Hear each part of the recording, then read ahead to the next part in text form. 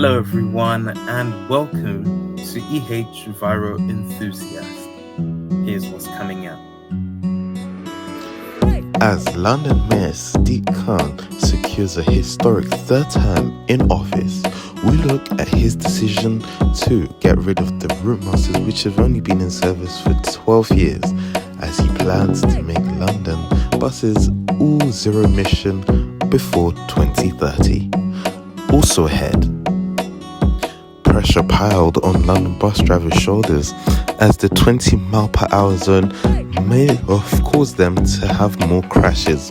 We look at what the critics of the London mayor have said, that the sole factor of this is the new 20 mph speed limits, making it harder for bus drivers to meet their schedules without driving faster on the roads when they can.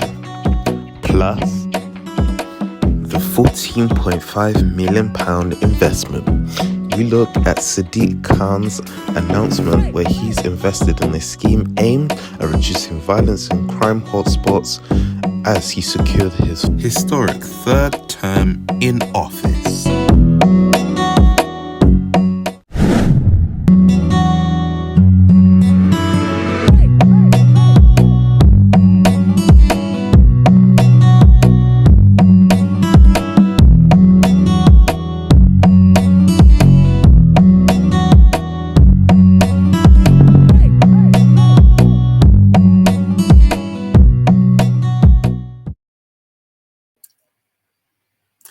Welcome to the program, everyone.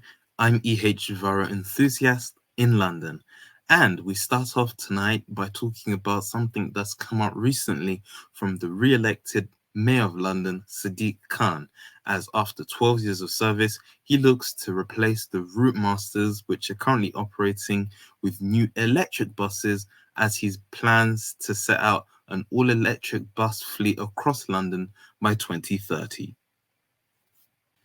It's important to note that he has already initially made plans that he does want to get rid of them, as they were earlier brought in by the previous London Mayor Boris Johnson way back when, 12 years ago, and he is looking to bring in his own all-electric fleet to London just after only 12 years. Sadiq Khan is getting rid of them to clean up the capital's air.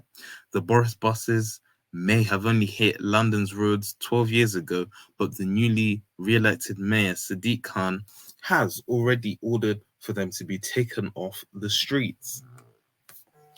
Introduced when Boris Johnson was the then mayor, the new bus for London, MB4L, aka the Routemasters, was launched as a new version of the iconic Routemasters in 2012, which cost initially £350 million. But Sadiq Khan wants to get rid of these gas guzzlers off the road, hoping to have all of London's 8,600 buses powered by batteries or hydrogen by 2030.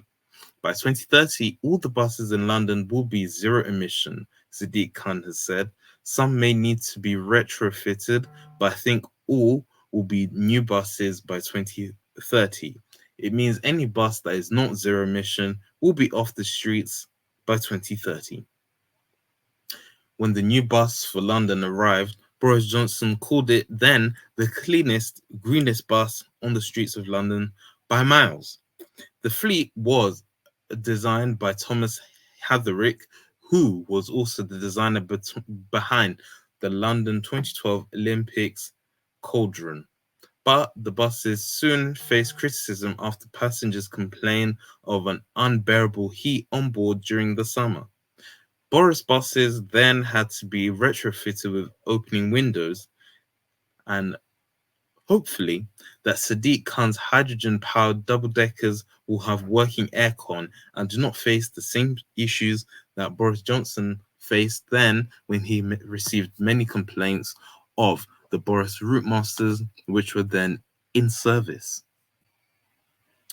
And now, after that short segment, we turn our attentions to Sadiq Khan making an announcement that he wanted to fund a 14.5 million investment to reduce violence on our streets and reduction in crime.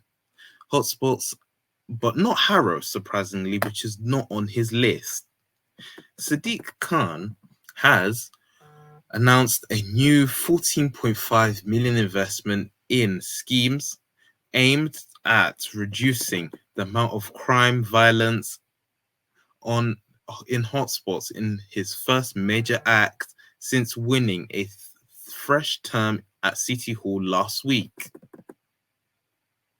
The mayor was repeatedly challenged over his record on crime during his re-election campaign, as new data showed that the knife and gun offences in London each increased by roughly 20% last year.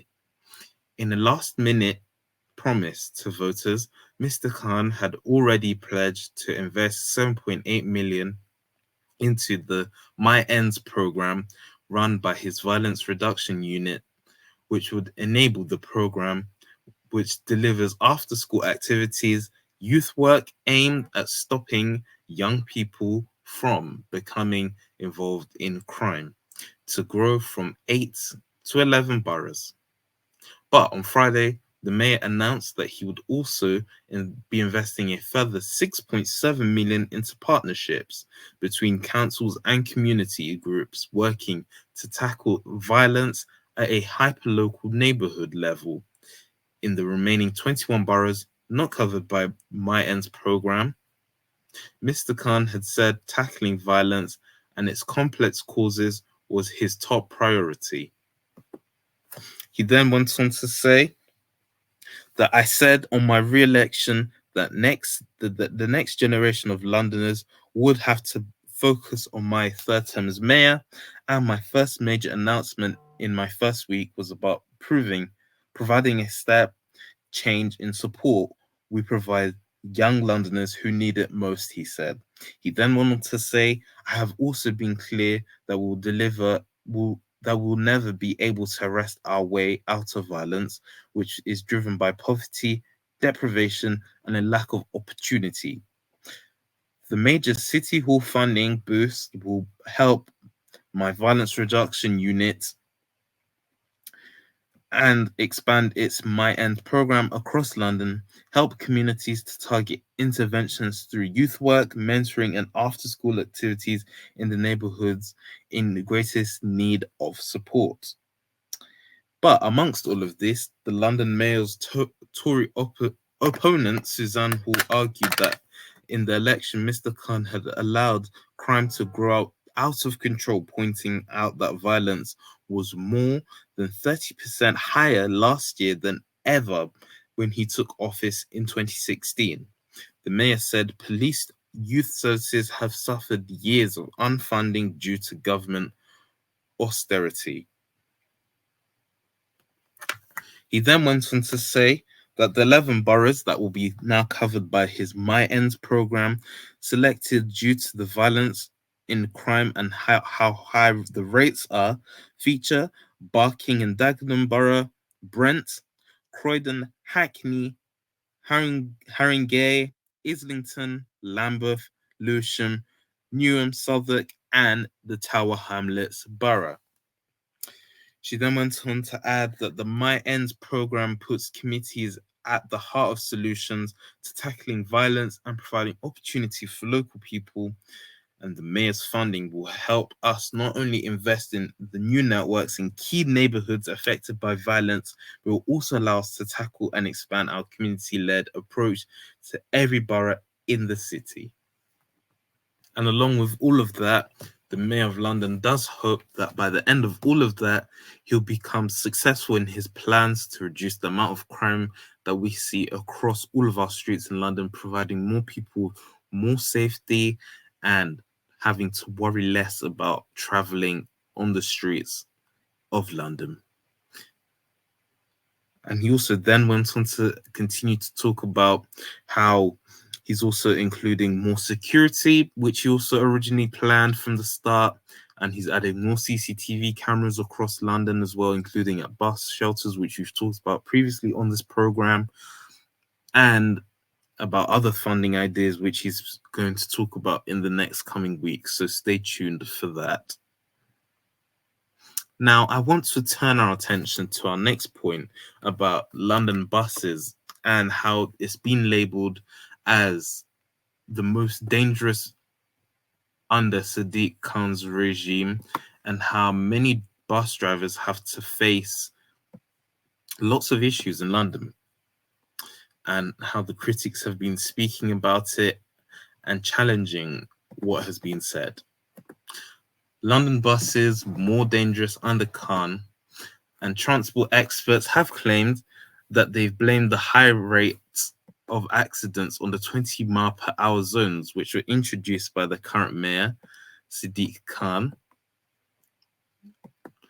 which piles extra pressure onto the bus drivers as they have to stick to that.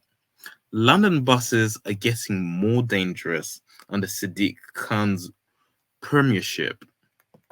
Public transports experts and campaigners have claimed that collisions are more higher than the average that they were between 2014 and 2023, because new low speeds limits puts pressure on drivers to go faster when they can in order to keep up with their schedule. Critics have argued that official figures show that the distance covered by London buses has gone down since the pandemic, but the number of collisions has increased, meaning that buses are injuring more people per mile traveled.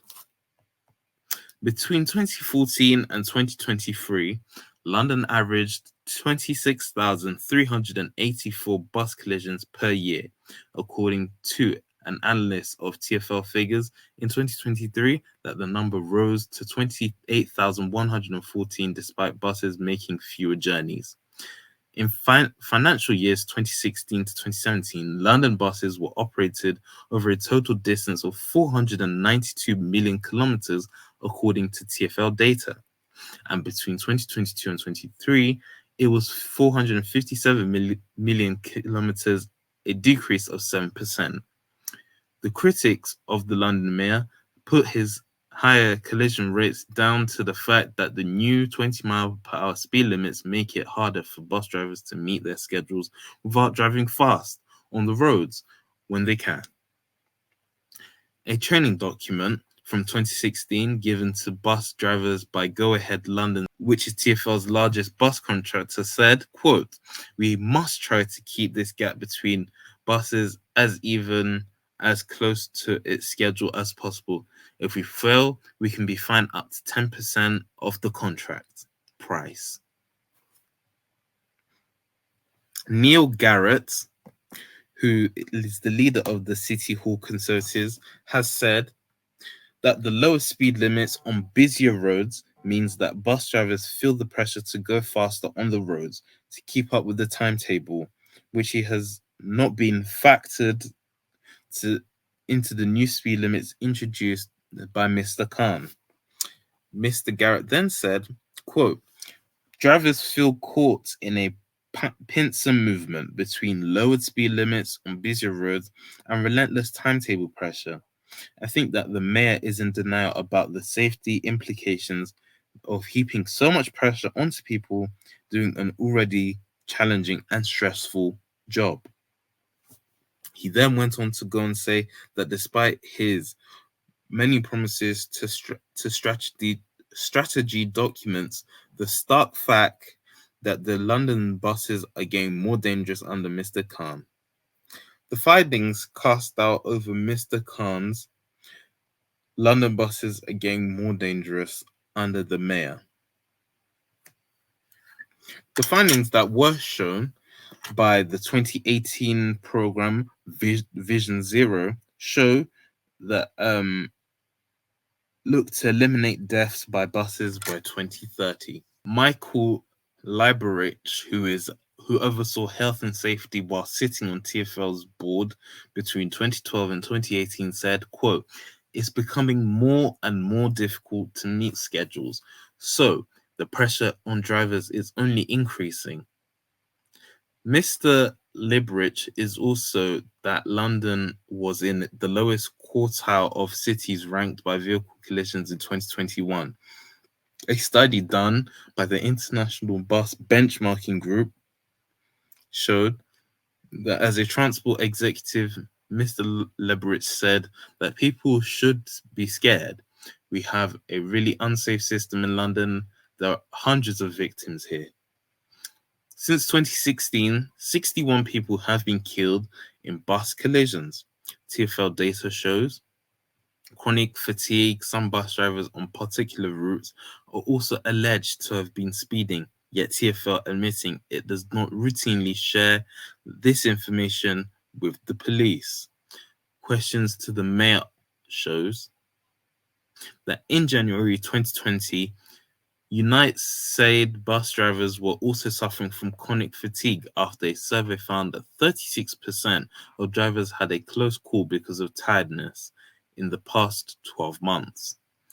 A spokesperson for the Mayor of London said, quote, "The Mayor is committed to ensuring London's transport network and roads are as safe as possible. Since introducing his goal to eliminate road deaths in London, both deaths and serious injuries in London have fallen faster than the national average. Buses are already the safest way to travel on London's roads and carry out more people than any other public transport mode, despite the government trying to force major bus cuts in London.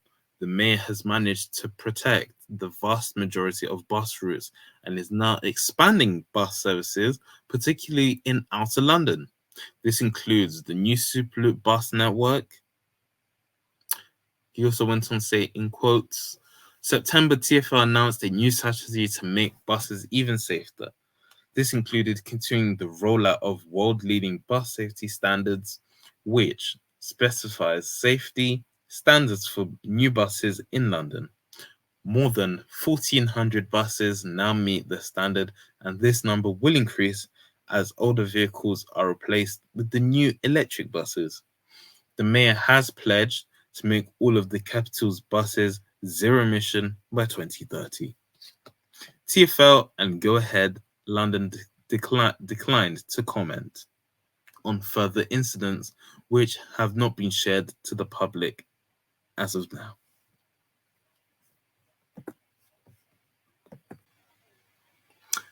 And what a way to end the show. And that's it for now. If you ever miss our show, remember you can always catch us online. You can watch our podcast and listen to it at youtube.com/ehrareenthusiast/podcast. And you can always catch us online on all of our other social media platforms, YouTube, on Twitter, and on Flickr. Thanks for watching, and goodbye from London.